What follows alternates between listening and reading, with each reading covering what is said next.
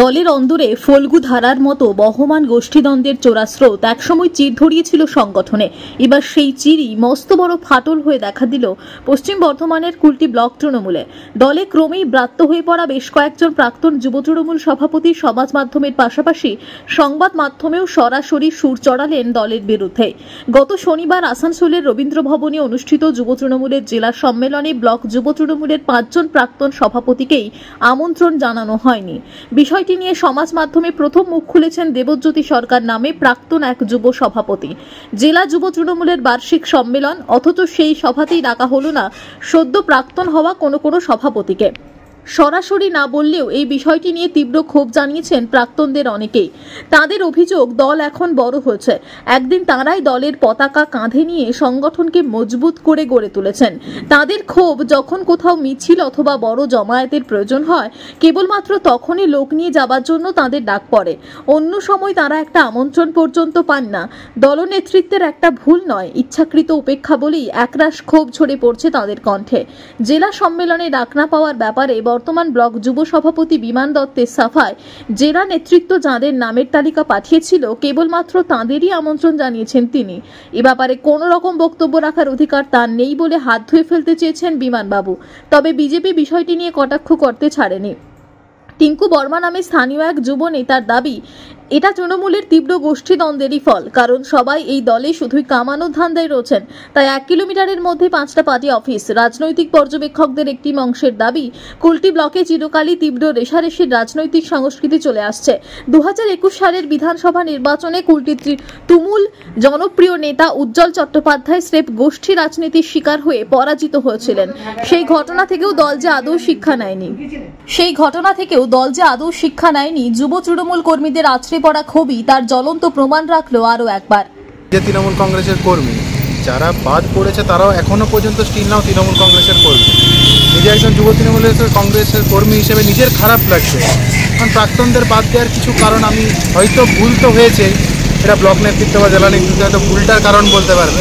ব্যক্তিগত দিক থেকে আমার তৃণমূল কংগ্রেসের কর্মীদের প্রচণ্ড জিনিসটা খারাপ লেগেছে, আঘাতপ্রাপ্ত হয়ে আমি না নিজেকে রাখতে পেরে ফেসবুকে দিয়েছি, দেখেছি। আপনি কি রকম পোস্ট করেছিলেন? আমি জাস্ট নর্মাল পোস্ট করেছি। কুলটি ব্লকের আমাদের যারা যুব তৃণমূল কংগ্রেসের সভাপতি নেতৃত্ব দিয়েছেন, যারা স্টিল না এখন আমাদের নেতৃত্ব দিচ্ছেন, তাদেরকে বাদ দিয়ে দেওয়া হয়েছে।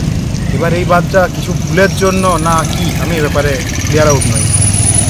তো এতেই আপনারা এখনো কি ক্ষোভ প্রকাশ করছেন? আমার তো খারাপ লেগেছে, তাই আমি সমাজ মাধ্যমে খুব ক্ষোভ প্রকাশ করেছি। এবার এখনও জানি না দলের পক্ষ থেকে কিছু প্রতিক্রিয়া পেয়েছি কিনা, আমি এখনও স্টিল নাও কিছু পাইনি। উচ্চ নেতৃত্বের কাছ থেকে কোনো প্রতিক্রিয়া পেয়েছি? না, এখন উচ্চ নেতৃত্বের কাছে কিছু প্রতিক্রিয়া পাইনি। দেখুন, এই ক্ষেত্রে আমার জেলা লেভেলের নেতা আছে, জেলায় গাইডলাইন তৈরি করেছে কিভাবে ডাকা হবে না হবে। আমাকে যতটুকু বলা হয়েছিল, ব্লক কমিটি, ওয়ার্ড কমিটি এবং বুথের যারা আছে আমাদেরকে যেগুলো বলা হয়েছিল আমরা তাদেরকে মিটিং ডেকে সেরকম ব্যবস্থা করেছিলাম। কিন্তু আমাকে কোনো জায়গায় বলে দেওয়া হয়নি যে কোনো কাউন্সিলরকে ডাকতে হবে বা প্রাক্তন যুব সভাপতিদেরকে ডাকতে হবে। ডাকলে তো অতি অবশ্য খুব ভালো হয়।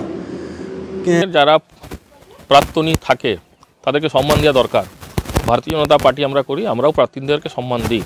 যারা যুব সভাপতি ছিল কুলটি অঞ্চলে, তাদেরকে ডাকা উচিত। লেকিন তাদের দলে যে এগুলো এখন নিজস্ব যে গুটবাজি, দলের যে রেশারেশি, সেই এখন তাদের বহুত প্রভাবিত আছে। আপনি প্রত্যেক দিন মিডিয়ার মাধ্যমে, টিভির মাধ্যমে দেখতে পাবেন তাদের দলা গুলি কেউ চালাচ্ছে, তাদের দলের লোককেই মারছে। এটা সরেআম হয়ে গেছে।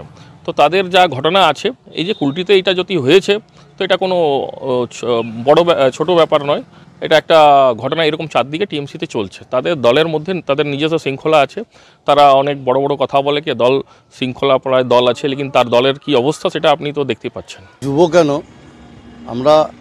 আমি ব্যক্তিগতভাবে যুব সভাপতি থেকে চলে যাওয়ার পর আমি জেলার পার্টির সাধারণ সম্পাদকও ছিলাম। আমাদের কোনো প্রোগ্রামই ডাকা হয় না। ব্লকের কিছু মিটিং হয়, মিছিলে লোকজন নিয়ে যাওয়ার জন্য বা ব্লকের পার্টির মিটিংগুলো অ্যাটেন্ড করার জন্য, ওইটুকুই আমরা পাই খবর। এর বাইরে আমরা খবর কিছু পাই না। তো এটা প্রত্যাশিতই যে আমাদেরকে ডাকা হয়নি, কেন হয়নি সেটা পার্টির নেতৃত্ব বলতে পারবে। তবে ডাকলে ভালো হতো, আমরাও আমাদের কিছুটা অভিজ্ঞতা হয়তো দলের কাছে রাখতে পারতাম। সেটা দল যেভাবেই নিত, ভালোভাবেই নিত বা দলের শুদ্ধিকরণের জন্য বা দলের সংগঠনকে মজবুত করার জন্য যদি দলের প্রয়োজন তো দল নিত। আমরা আছি তা নয়, এখানে 5 জন যে প্রাক্তন যুব সভাপতি কুলটি ব্লক থেকে কাউকেই আমন্ত্রণ জানানো হয়নি। কেন জানানো হলো না সেটা আমরা জানি না, আমরা বলতেও পারবো না, তারাই বলতে পারবে যে কেন জানানো হলো না। আসলে দল একটা সিস্টেমে আনার চেষ্টা চালাচ্ছে। অভিষেক বন্দ্যোপাধ্যায়, মমতা বন্দ্যোপাধ্যায়রা বারংবার দলের এই বিভিন্ন এই ধরনের বিষয়গুলোকে সামনে নিয়ে এসছে। ত্রিস্তরীয়ভাবে তারা একটা সাংগঠনিক দায়িত্ব দিয়েছেন। তো এত কিছু দল যখন পর্যবেক্ষণ করছেন, তারপরেও যদি এই ধরনের একজনকে ভুল হয়ে যেতে পারে, যে 5 জনের মধ্যে একজনকে বললো না, ডাকলো না, ভুল হয়ে গেছে, এটা হতে পারে। আসানসোল থেকে সৌম্য গাঙ্গুলির রিপোর্ট, টিভি নিউজ 10।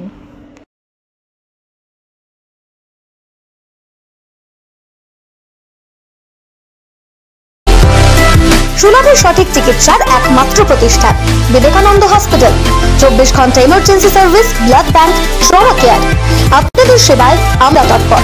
গুণমান ও পরিষেবায় দুর্গাপুর বিধাননগরের ডক্টর জাকির হোসেন এভিনিউর বিবেকানন্দ হসপিটাল শিল্পাঞ্চলের মানুষের মন জয় করেছে।